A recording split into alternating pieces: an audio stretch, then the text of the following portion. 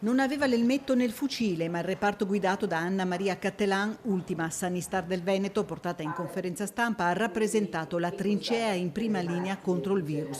Lei a capo del reparto di malattie infettive dell'azienda ospedaliera di Padova, un avamposto di dolore e paura. Lì, ricorda la dottoressa, siamo stati colti di sorpresa, ma l'esperienza ha fatto la differenza. Se c'è un aspetto che forse abbiamo fatto bene è quello di aver cercato di prendere in carico precocemente tutti i pazienti.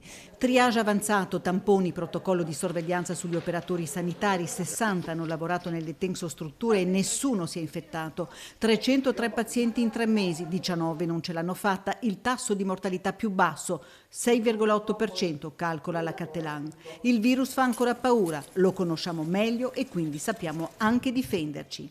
L'utilizzo della mascherina e un certo distanziamento sociale sono più che sufficienti per ridurre al minimo l'entità della trasmissione. Attenzione appunto a anche riferire quando si è venuto a contatto con soggetti a rischio di avere l'infezione o che sono già positivi. Fondamentale comunicare le informazioni. A Padova il rientro dalla Moldavia di una badante risultata positiva ha fatto scattare il piano di sorveglianza attiva per i parenti dell'anziana accudita. Potrebbe però non essere un nuovo focolaio. Insomma, l'esperienza insegna.